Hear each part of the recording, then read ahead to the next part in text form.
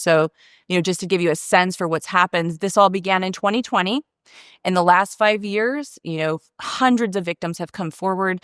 Now there's lawsuits on behalf of nearly 300 victims and 25 lawsuits suing Pornhub, including class actions on behalf of tens of thousands of child victims. They've been criminally charged by the U.S. government. They've lost all credit card processing. Visa, MasterCard, and Discover cut them off. They actually had to take down 91% of the entire website. Had to be taken down in what Financial Times called probably the biggest takedown of content in internet history.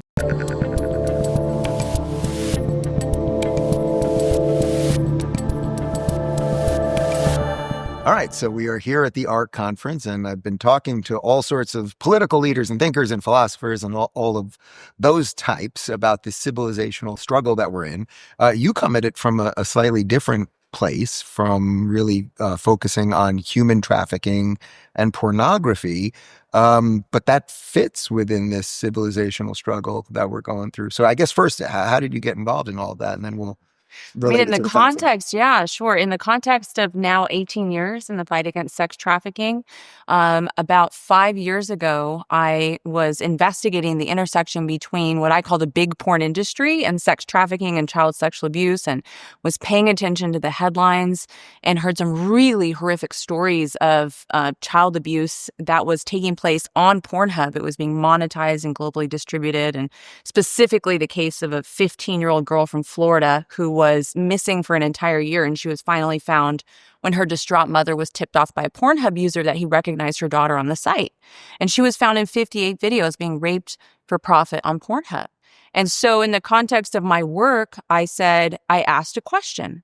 How in the world was this happening? And it wasn't just that victim, it was numerous victims that we were hearing about. And it was a question of how did this happen? And I began to look at the big porn tube sites. These are the YouTubes of porn.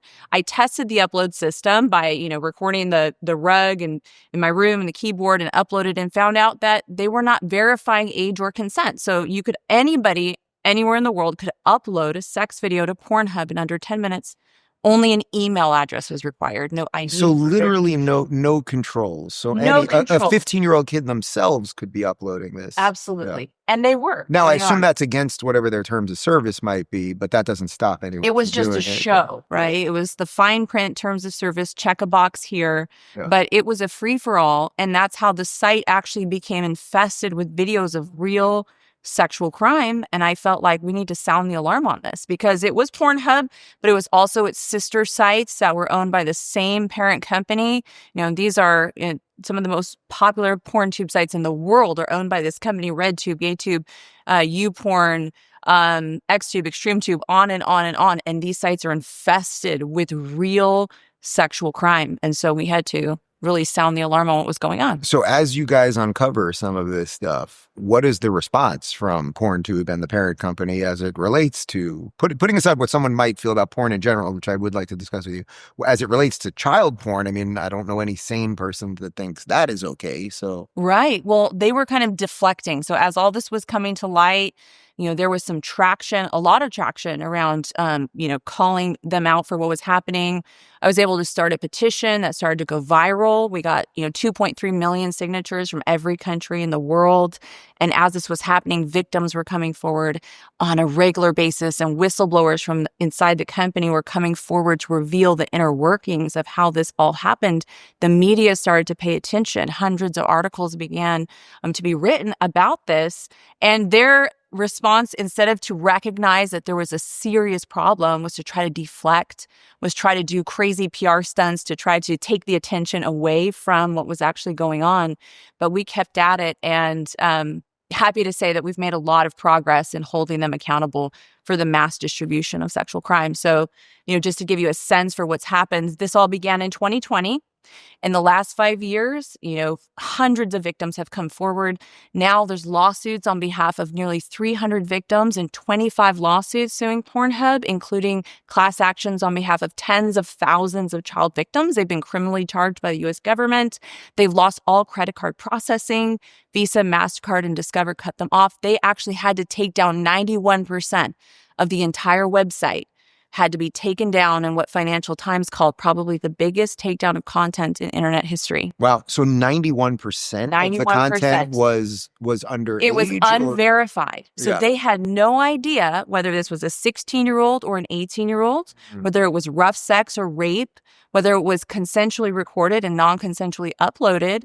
And what we understood was the site was actually infested with illegal content. Right. And so that is why they had to take down that much content. They went from 56 million pieces of content in 2020 to 5.2 million today. Wow. And we're not done yet because there's still unverified content on the site. So that's going after the distributor in effect. But what about the people? Now, I assume some of it is just, in essence, kids uploading it themselves. And then there's obviously some legal issues there. I don't know if you go after parents or something like that. And then what about the people that are actually involved in trafficking and getting these kids involved in it? Yes. So we believe in accountability. We need justice to be served in order to deter future abusers. And that includes those who are actually uploading the content. In this case, this is a free porn tube site. The ones that are actually profiting from and doing the most damage in this case with regard to distribution is the site itself. Because, at the time in 2020, they had 170 million visits per day. They had 56 billion visits that year. They had enough content uploaded every year. It would take 169 years to watch if you put those videos back to back. And so what victims say, it's one thing to be raped, right? But then that's filmed and then it's uploaded to the mainstream site on the surface web like Pornhub, where millions of people had an opportunity to download that content. So they had a download button on every single video, and to download that content, then to re-upload it again and again and again, where they understood the worst moment of their life would live in perpetuity online forever. So this is going to sound naive or something, but who are they being raped by? Like, these are traffickers that are getting basically young kids in essence, and don't they think they're going to be caught? I mean, well, they could anonymously upload. So they could even use a VPN to upload. So at the time, could be impossible to actually locate them. There was some who were uploading and they were even, verifying themselves as uploaders to monetize the content on Pornhub. So I'll give you an example. There was a man named Rocky Shea Franklin in Alabama, and he had drugged and overpowered a 12-year-old boy. And he filmed the assaults of this little boy, and he uploaded 23 of those videos to Pornhub with titles that actually indicated that this was abuse. Like, Uncle's Secret and Young Ass's Best. I mean, titles that would clearly show that this was abuse. And he verified himself. So he actually showed his ID, and they actually apprehended him, and he's in prison for 40 years for what he did. But Pornhub, that globally distributed, police actually went after Pornhub and demanded that they take those videos down, and they were ignored for 7 months while that boy's rape videos were downloaded and uploaded and got hundreds of thousands of views. So how is it that Pornhub is still up at this point if they've done so much clearly illegal stuff? I mean, it doesn't sound like they're hiding it to that. Well, the wheels of justice turn slowly. I mean, but they are turning, and thankfully, 91% of the site has been taken down, and they've faced serious repercussions. I mean, the CEO and the COO were forced to resign. The secret majority shareholder was exposed. They're personally being sued. That little boy that I just mentioned, he's now 18, and he's suing the company along with many other victims. And the company was actually sold as a distressed asset because of the repercussions of what's happened. But we're not done yet because we want to see justice fully served. And what that means is, justice to the full extent of the law, both criminally and civilly. And that's so important to be a deterrent to future abusers. Right. Because at the end of the day, for these corporate traffickers, is what I call them, it's a risk-benefit calculation for them. And we have to increase risk and then eliminate profitability. And when we do that, we're going to see a transformation of this industry to make the internet a safer place. Do you see any of the controls that they're putting in as working? I'm in Florida, where now I think you have to have an ID to go on some of these sites. That at least provides some protection, I suppose, on the user end. That's not doing anything on the end that you're talking about. But I assume you find some value in some of that kind of stuff. Absolutely. Yeah. I mean, children are being exploited in front of the screen, and they're being exploited behind the screen. And victims are being exploited on both sides for profit, because the business model of free user-generated porn is to sell ad impressions. So it's all about traffic. That's what they care about the most is content and traffic. Have you guys gone for the advertisers too? They have no mainstream legitimate advertisers anymore. Nobody will, even KY Jelly is Astroglide will not advertise. I mean, they even had, at one point, they had Kraft Heinz Unilever advertising. They were called out. They stopped. So, they don't have legitimate mainstream advertisers anymore, thank goodness, because that's another repercussion of what's happened. They've lost mainstream business partners. But the business model relies on selling 4.6 billion ad impressions every single day on Pornhub. And that's why they need that traffic. But I think these controls are important because children have free access to the site too, right? Where their sex education as young as 8, 9, 10, 11 years old is not just violent, hardcore, legal pornography, but is actually crime scenes that they're witnessing from such a young age that's shaping their sexual template for life, which is really harmful. So the solution at scale for this issue is age and consent verification. So we need age verification for those who are accessing the site, just like, you said Florida has done, Texas has done. Currently, the Supreme Court is hearing and going to decide whether it's okay for states to implement age verification to protect children. But we also need age and consent verification for those who are in those user-generated porn videos as well. Right. And when that happens, then you're going to see this prevented on these sites. What do you think of the argument when the Florida thing happened? I read an article that I thought was an interesting philosophical point that the verification should be done at the user end, meaning it should be done by the parents on the device rather than putting it on the site, because the site can only control that site. But if the parents were fully involved, and kids are smart and they can always get around things, I fully accept that. But if the parent were fully involved in paying attention to what's on the kid's phone or what access was there, that probably is really the only way to deal with it. I don't agree with that's the only way. I say both and. When we think about safety, like when we're driving a car, right? We have a seatbelt, we have a roll bar, we have airbags, we have many different ways that we try to protect ourselves in that situation. I think the same thing could apply to protecting kids from porn exposure. I mean, that's one line of defense, but it doesn't work all the time. And I mean, there's a lot of children that don't have attentive parents that are able to watch them 24/7 that even could take the time to understand the technology for device level of verification of age.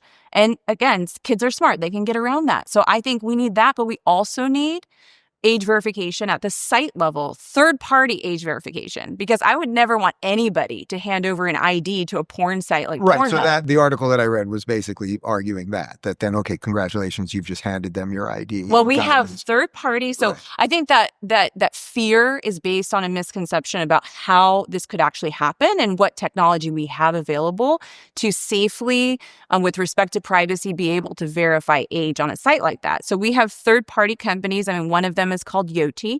And in 1 second, they can do a biometric facial scan that doesn't even store the actual photo of a person, but uses pixels and numbers. And that technology is trained on thousands, if not millions of other faces. And they can determine in 1 second with over 99% accuracy, the age of a person that would be using the site.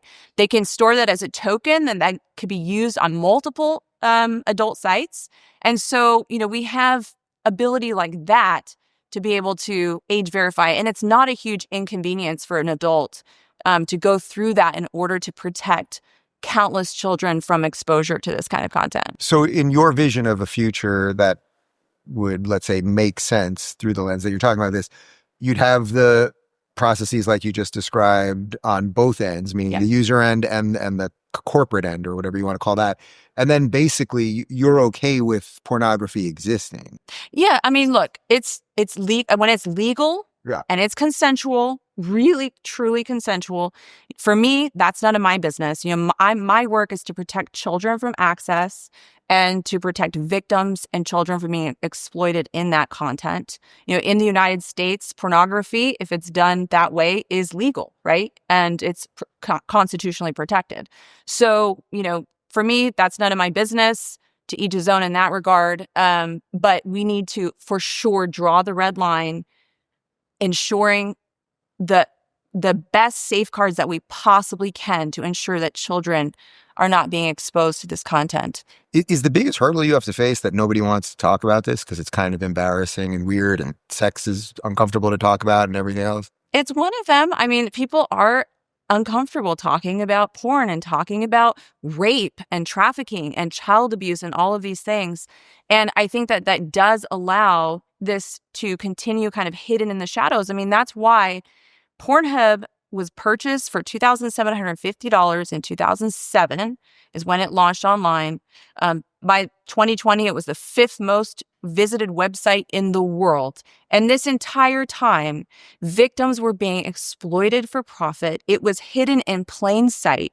And it wasn't until 2020 that this began to get attention and traction so that we can actually hold those responsible to account and help stop this in the future. And I think it's partly because of what you just said, is that people are scared to talk about it. I mean, the interesting thing is that it may feel like it's this quiet corner of the internet, but it's such a huge swath of it, right? And most people have been, exposed to it or consumers of it, but afraid to talk about it. A lot of people, even struggle with compulsive porn use that they don't want to talk about because they're embarrassed or there's shame involved with that as well. And that's a huge problem, especially for, young people who are growing up on exposure to pornography. And so, yeah, I think it's a huge issue in society, but it's definitely not talked about enough. And we need to kind of break those barriers and just be able to discuss this because it's really affecting so many lives. Let me ask you one other thing, and then we'll finish this up on the main stage. So I don't want to ask you everything right now.